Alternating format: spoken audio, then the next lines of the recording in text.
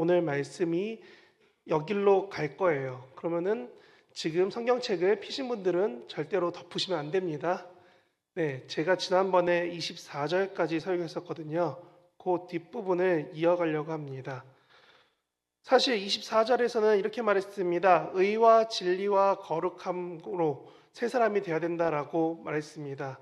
그러면 이제 우리는 옷만으로 새롭게 된 것이 아니라, 보여지는 것만으로 새롭게 되는 것이 아니라 어떻게 살아가야 되는지가 25절 이후로 나오고 있습니다. 그래서 제 성경책에는 이렇게 쓰여 있더라고요. 25절 위에 하나님을 본받는 생활이라고 쓰여 있습니다. 그것의 결론이 5장 1절 2절이었습니다. 그래서 하나님을 사랑받는 자녀처럼 우리가 하나님 본받는 사람은 결과적으로 앞서 있던 25절부터 있던 권하는 것들을 했으면 좋겠어 하는 게 이 바울이 에베소에 보내고 싶었던 내용들입니다. 그러면 성경책을 피시면서 함께 보시기 바랍니다. 25절부터 보면 이렇게 시작합니다. 우리가 벗어나야 될 것과 취해야 될 좋은 것들이 계속 교차로 25절부터 쭉 나타나고 있습니다. 어디까지요? 32절까지요. 그러면 혹시 펜이 있으신 분들은 나중에 집에 가서나 아니면 지금 표시하면 됩니다. 아, 이게 좋은 거구나. 아, 저게 나쁜 거구나. 왜 말씀드리느냐? 저도 그리고 우리 모두도 다 이 좋은 것을 잘 지켜나가기 어렵기 때문에 그렇습니다. 먼저는 25절에 이렇게 쓰여 있습니다. 우리 삶에서 특히 입에서 무엇이 나오냐면 참된 것을 말하지 않고 거짓을 말한대요. 네, 오죽했으면 십계명에 써 있잖아요. 뭐라고요? 거짓말을 하지 마라. 그리고 뭐라고 써 있냐면 너가 내 이웃에게 거짓 증언하지 마라. 그리고 이것에 대해서 무엇이라 말하냐면 거짓 증언한 그대로 너가 돌려받고 혹시 배상해야 될 것이 있으면 더 물어줘야 된다 하는 게 십계명에 나와 있던 구약 시대의 법입니다. 그런데 여기에 뭐라고 써 있냐면 25절에 참 재미나게 써 있습니다. 각 지체와 더불어 참된 것을 말하되 이는 우리가 서로 지체가 됨이라 라고 말합니다. 지체가 된다는 것, 참된 것을 말한다는 것, 이게 무엇이라고 하냐면 다른 성경책에서는 이렇게 말합니다. 너가 내 주변 사람들에게 어떻게 말을 해서 혹시나 분열을 일으키지 않냐라고 말하고 있습니다. 성경책이 뭐라고 쓰여 있냐면 분열을 일으키지 않는 말을 해야 됩니다 라고 쓰여 있다는 겁니다. 왜 우리는 말을 하면서 거짓말뿐만이 아니라 주변 사람들에게 상처 주고 힘들게 하는 거짓을 표현하기 때문에 그렇습니다. 우리 입에서 거짓을 말하고 눈으로 거짓말이 맞다라고 가리고 있으면 결국 성경에서 말하는 하나님을 제대로 믿지 않는 분이 됩니다. 그래서 그런지 야고보서랑 출애굽기에는 재미난 표현이 있었습니다. 야고보서 1장 한번 보여주시겠어요? 이렇게 쓰여 있습니다. 온갖 좋은 은사와 온전한 선물이 다 위로부터 빛들의 아버지께로부터 내려오나니 여기서부터 중요합니다. 하나님은 변함도 없으시고 회전하는 그림자도 없으십니다. 무슨 말이냐면 하나님은 거짓말을 하는 우리 마음 가운데 어둠되는 그런 모든 것들이 하나님에겐 없으십니다. 그런데 우리는 그 어둠을 좋아라 선택하고 좋아라 따라가고 있다는 겁니다. 그래서 그런지 아까 말씀드렸던 십계명이 되는 출애굽기 10장에서 이렇게 말합니다. 출애굽기 10장 16절에 이렇게 쓰여 있습니다. 내 이웃에 대하여 거짓 증거하지 마라. 내가 입으로 거짓말을 하고 내가 누군가에게 내 눈을 가리고 괜찮아 라고 말하는 그 한 번의 거짓말들이 쌓여가면 쌓여갈수록 결국 우리는 우리 곁에 있는 지체에게 덕이 되는 것이 아니라 거짓말만 하기 쉬운 지체가 된다는 겁니다. 그래서 우리는 참된 말을 해야 됩니다. 참된 말이 무엇이냐? 하나님이 우리를 계속 사랑하셨습니다. 변함없이 우리를 사랑하신, 아까 차영 나왔잖아요. 변함없이 신실하신. 신실의 뜻은 하나님은 계속 진실하시다. 신이기 때문에 변함이 없으시다가 신실입니다. 그래서 우리는 잊지 말아야 됩니다. 우리 교회가 한 몸으로 부름받았고 함께 있다면 25절 처음 나온 것처럼 거짓을 버려야 됩니다. 그리고 26절, 27절에 뭐라고 써있냐면 이렇게 쓰여 있죠. 너가 분을 내지도 화를 내지도 말라는 겁니다. 근데 어떻게까지요? 계속 오랫동안 화를 내서 네 마음 가운데 마귀가 그 틈을 파고들지 않도록 너의 삶을 조심하라 라고 말하는 게 26, 27절입니다. 그래서 그런지 예수님은 마태복음 5장에서 이렇게 말했습니다. 마태복음 5장 한번 보여주세요. 이렇게 써 있습니다. 형제에게 뭐라고 하냐면 나가라, 혹은 형제에게 미련한 놈이다, 아니면 형제에게 화내는 사람마다 다 벌받는다라고 예수님이 마태복음 5장에 쓰여 있습니다. 그러면 오늘 교회 들어가기 전에 하나님한테 먼저 벌받고 갈 수도 있습니다. 왜냐하면 우리들 마음의 생각 속에 이런 분냄이나 이런 억울한 것들이 나타나기 쉽기 때문에 그렇습니다. 그러면 이 성경 그대로, 글자 그대로 본다면 우리는 이런 생각하기 쉽습니다. 하나님이 우리를 사랑하셨는데 내가 옆에 있는 사람을 사랑하지 못했네. 화냈으니까 난 잘못이야. 성경이 어디에도 화내서 잘못이라고 하지 않습니다. 무엇이라 말하냐면 마태복음 7장 한번 보여주시겠어요? 남을 판단하지 마라. 그러면 너희도 판단받지 않을 것이다 라고 쓰여 있습니다. 무슨 말이냐? 내가 남을 판단하지 않아야지만 남도 나를 판단하지 않을 수 있게 된다는 거예요. 분을 낼 수 있지만 분을 내면서 내가 다른 사람들에게 아프게 하고 힘들게 하고 어렵게 하는 그 마음을 계속 품고 있으니까 내 언어에도 표정에도 생각에도 혹여나 말이나 작은 표현 하나까지도 나타나게 되니까 그것을 통해서 마귀가 너를 넘어뜨리기 쉽게 만들 거라는 겁니다. 25절에 말했습니다. 거짓말하지 마. 26절에 말합니다. 너가 화를 내도 그 화낸 것으로 다른 사람이 상처 주거나 힘들게 하지 말고 혹시나 화가 나는 일이 있어도 오랫동안 갖고 있지 마. 왜냐하면 너가 힘들어지기 때문이다 라고 말하는 겁니다. 우리가 공동체로 함께 부르심을 받아서 함께 하나님 바라봐야 되는데 내 화냄이 옆 사람에게 상처가 되고 갈등이 되고 어려움이 되기 쉽습니다. 가족 가운데 혹은 친구 가운데 나도 모르게 했던 말이 그 상대방에게 상처가 돼서 지금 말하기 껄끄럽고 관계 맺기 어려운 사람들이 종종 나타나기도 합니다. 그렇기 때문에 저는 이 본문이 참 중요하다고 생각합니다. 왜냐하면 27절에서 그런 틈을 주지 말라고 하기 때문입니다. 왜냐하면 이 통제되지 않는 분노 때문에 우리가 다른 사람들에게 지속적으로 화를 내게 되고 답답해지고 어려워지는 문제에 대해서 우리는 제대로 말하지 못합니다. 사람이 힘들고 어려울 수 있습니다. 지나가다 보니 원치 않게 상처받고 힘들 수 있습니다. 그 분냄을, 화냄을, 상한 감정을 제발 하나님 앞에서 먼저 토로할 수 있고 내가 하나님 앞에서 이 감정을 해결달라는 조건 없이, 기도 없이 그것을 타인에게 쏟아내지 않기를 원한다는 겁니다. 우리는 너무나 쉽게 그런 감정에 머물 수 있습니다. 그리고 그렇게 말하는 게 나쁘다는 것을 알기 때문에 우리는 분명히 기억해야 됩니다. 거짓말, 화내는 거, 그 다음 28절에 뭐라고 써있냐면 도둑질이라고 합니다. 십계명에서 똑같이 말하죠. 뭐라고요? 도둑질하지 마라. 근데 여기에 29절에 뭐라고 써있냐면 이렇게 써있습니다. 너가 어떻게 28절에 뭐라고 써있냐면 도둑질하지 말고 돌이켜 가난한 자에게 구제할 수 있도록 네 자기 손으로 수고하여 선한 일을 하라라고 쓰여 있습니다. 잘 보세요. 앞에 뭐 하지 말라고 써 있어요. 근데 뒤에 뭐 했으면 좋겠대요. 근데 다른 구절보다 28절이 어려워진 이유가 뭐냐면 매칭이 잘 안 됩니다. 도둑질하는 것과 내가 다른 사람 돕는 게 무슨 상관이 있습니까? 내가 그래 다른 사람 가서 도둑질 안 하는 거 이거는 할 수 있을 것 같아요. 학교에서도 배웠고 도덕에서 배웠고 생활 살아가면 배웠으니까 내가 도둑질을 안 하겠어요. 근데 왜 다른 사람을 돕는 게 도둑질하지 않는 겁니까? 했을 때 저는 여러분에게 다시금 말씀드리고 싶습니다. 하나님은 정의의 하나님, 공의의 하나님이십니다. 앞서 말했던 도둑질은 정의입니다. 내가 무언가 잘했고 잘못했고 해서의 문제가 되기 때문에 정의로운 부분에서 하나님 앞에 우리가 그릇 행하는 것입니다. 하지만 공의의 하나님 앞에서 도둑질은 내가 하나님 것을 가져가는 것도 도둑질입니다. 공의의 하나님 앞에서 도둑질은 내가 하나님께 드릴 것을 드리지 않고 나를 위해서 가져가는 것입니다. 이 증거가 어디 나오느냐? 신명기에서 만나와 메추라기 때 나오는 겁니다.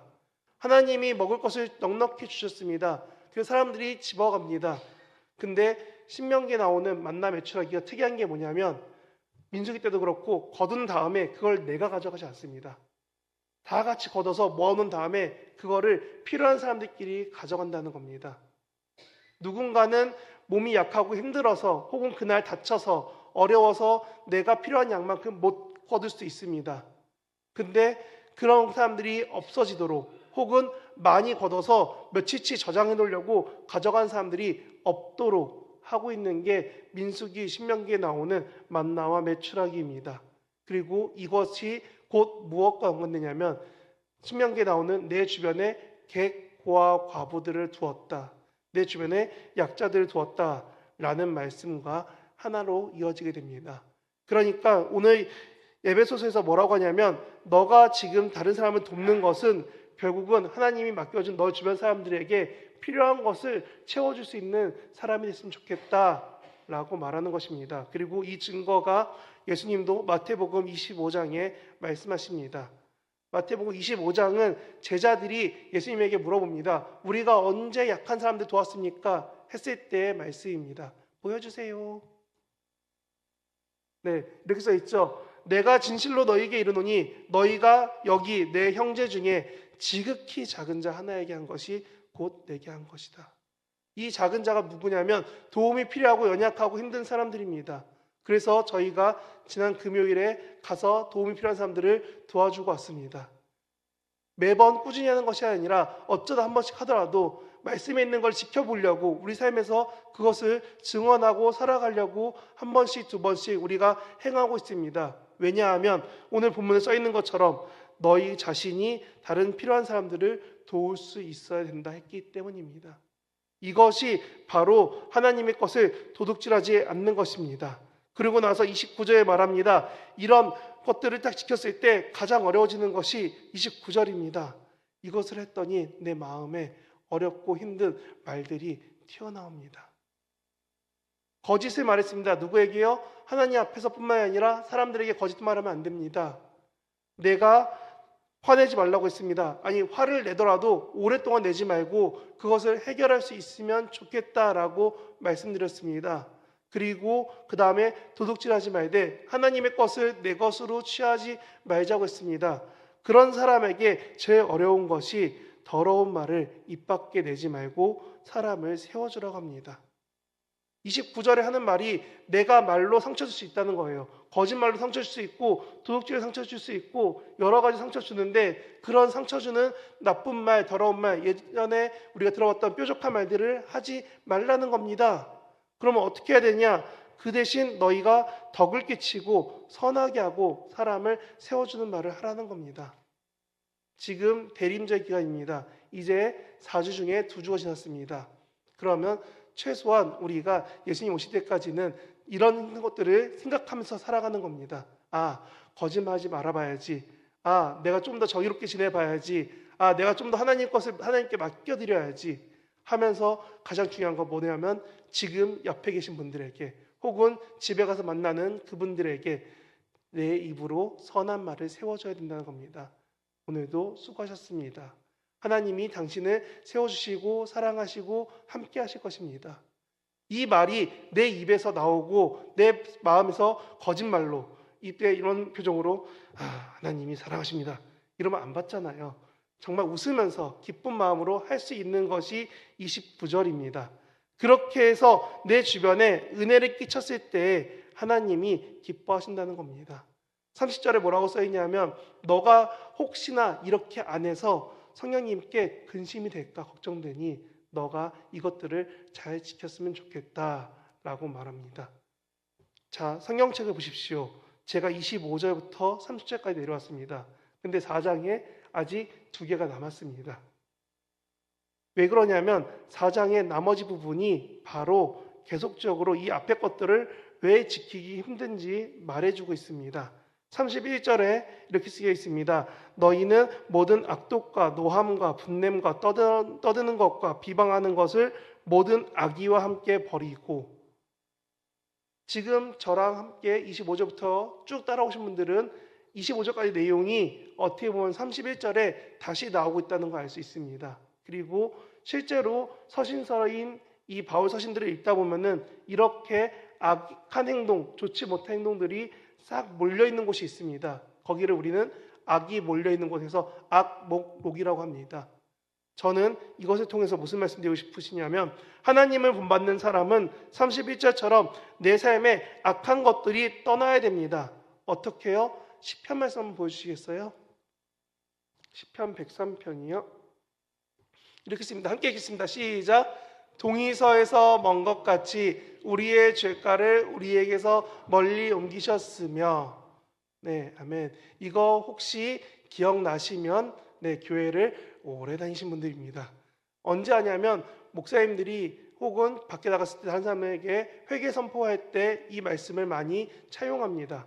하나님이 적어주셨고 우리가 믿기 때문에 그렇습니다. 근데 말씀에 무엇이라 써 있었냐면 동이서에서 먼 것 같이 우리 죄를 옮겨야 됩니다. 31절에 이것을 버리는데 어디까지 버려야 되냐면 동이서에서 먼 것 같이 버리래요. 내 눈에 보이지 않는 곳까지 던져놓을 만큼 멀어져야지만 너가 그런 죄에서 해방될 수 있다. 최소한 그 죄에서 이 틈을 주지 않아서 유혹에 넘어가지 않을 수 있게 된다 하는 것이 31절입니다. 그리고 나서 하는 말이 32절입니다. 그런 너희가 서로 친절하게 하여 불쌍히 여기며 서로 용서하기를 하나님이 그리스도 안에서 누구를요? 우리를 용서하심 같이 하라라고요. 새 사람이 되었습니다. 내가 믿겠습니다. 열심히 결단했습니다. 그런 사람이 지금 이런 삶을 살지 않으면은 너는 32절처럼 할 수 없다라고 말하는 겁니다. 그런 삶을 사는 사람에게 이제 하는 말이 뭐냐면 그런 너희가 사랑받는 자녀이고 그런 너희가 하나님을 본받는 삶을 살아가는 거다라고 말하고 있다는 겁니다. 우리는 말씀대로 살아가려고 매우 노력합니다. 하지만 여기서 이 말씀대로 살지 못하는 우리에게 말씀은 말하고 있습니다. 너가 그렇게 불쌍히 여기며 용서하며 그들을 사랑해야지만 하나님의 사랑받는 자녀이다. 안 그러면은 위에 있던 말처럼 틈이 되어서 너가 유혹에 넘어질 거다라고 합니다. 물을 받아놓은 뚝이 댐이 깨지고 무너지는 가장 큰 이유는 작은 균열 사이로 물이 새어나오기 시작하면서입니다. 그리고 그것이 터지고 나면 사람들이 말을 하죠. 아, 그때 고쳤어야 되는데. 그게 조금 새어나올 때 그때 미리 고쳤어야지 이런 일이 안 일어났는데 라는 말을 합니다. 오늘 말씀도 동일합니다. 틈을 주지 말라는 것은 그 틈으로 우리가 조금씩 거짓이 내 마음 가운데 어둠이 내 마음 가운데 하나님 것을 가져야 된다는 내 타협이 조금씩 자라가기 때문에 채워지기 때문에 말하는 것입니다. 그런 너희의 모습들은 버리고 오직 하나님 사랑으로 채워라. 그래서 5장 1절에 말하는 것입니다. 너희가 그런 사랑받는 자녀가 되었으니 그런 하나님을 본받아라. 그리고 어떻게 하라고요? 그리스도께서 너희를 사랑하신 것 같이 너희도 서로 사랑 가운데 행해라. 그는 우리를 위해 자신을 버리사 향기로운 제물과 희생 제물로 하나님께 드리셨느니라 라고 쓰여 있습니다. 5장 2절이 길기 때문에 한번 잘라보면 이렇게 될 수 있습니다. 너희가 그리스도가 사랑하신 것 같이 너희도 사랑 가운데서 행해야 됩니다 라고요. 하나님이 우리를 사랑하셨습니다. 그 사랑하신 예수님이 성인이 아니라 육체를 가지고 힘을 가진 그런 힘 있는 능력자가 아니라 아기로 오셨습니다. 그리고 우리는 그 아기로 오심을 기다리고 기대하고 있는 대림절입니다. 지극히 높으신 주가 지금 우리 곁에 낮고 낮은 자리에 오셨습니다. 그게 지금 5장 2절 하반절에 말하고 있는 자신을 비워서 자신이 향기로운 제물이 되고 자기가 희생 제물이 되는 예수님의 모습이라는 겁니다. 그런 모습으로 우리를 사랑하셨습니다. 그리고 그 사랑으로 말씀하십니다. 뭐라고요? 너희도 그 사랑 가운데서 행해라. 그럼 무엇을 행할까요? 결국은 32절이 되는 겁니다. 너네가 서로 용서하고 서로 사랑하고 서로 품을 수 있어야 된다 라고 말씀이 말하고 있습니다. 저희가 이 말씀을 다시 한번 볼 때 오늘 읽었던 25절부터 5장 2절까지 내용을 볼 때 우리는 제대로 생각해야 되는 것입니다. 우리는 어떤 사랑을 가지고 말하고 있습니까? 하나님을 닮겠다, 하나님 본받는다 라고 말을 하고 선포하고 돌아서서 하는 것은 무엇입니까? 저는 말씀을 보면서 같이 기도하고 고민했습니다. 어떤 마음을요? 우리가 이 말씀대로 살아보려고 결단할 수 있는 이번 대림절 기간이 됐으면 너무 좋겠다. 그런데 그것이 너무 쉽지 않구나 라는 기도와 고민 가운데 있을 때 말씀 한 구절이 함께 떠올라서 같이 이 말씀 보려고 합니다. 빌립보서 2장 말씀 한번 보여주시겠어요? 빌립보서 2장 이렇게 쓰여 있습니다. 그는 근본 하나님의 본체시나 하나님과 동등됨을 취할 것으로 여기지 아니하시고 오히려 자기를 비워 종의 형체를 가지사 사람들과 같이 되셨고 사람의 모양으로 나타나사 자기를 낮추시고 죽기까지 복종하셨으니 곧 십자가에 죽으심이라. 말씀 띄워주시고요. 여기서 그는 우리가 다 아는 예수님입니다. 그 이야기가 오늘 에베소서에 짧게 쓰여 있습니다. 뭐라고요? 향기로운 제물과 희생 제물이 되셨다라고요. 그걸 풀어내면은 이렇게 되고 이게 풀어진 내용이 우리가 아는 복음서 이야기입니다. 열심히 성경책 봤습니다. 읽었습니다. 들었습니다. 그러면 이 본문처럼 예수님이 우리 가운데 오심을 믿을 수 있기 바랍니다. 내려주셔도 됩니다. 그래서 본문은 말합니다. 그런 예수님이 너희를 사랑한 것 같이, 그런 하나님이 너희를 사랑한 것 같이 너희도 사랑할 수 있으면 좋겠다. 오늘 본문은 그래서 말합니다. 그런 사랑받는 너희야, 그런 사랑받는 교회야, 그런 사랑받는 우리 성도들아, 너희가 하나님을 본받는 자가 되려무라. 말씀대로 결단하시기 바랍니다. 말씀대로 살아갈 수 있으시기 바랍니다.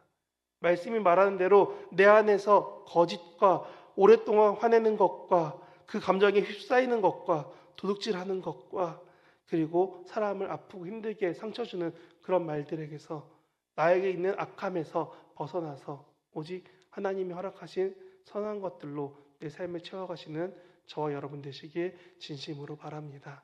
네, 기도하겠습니다.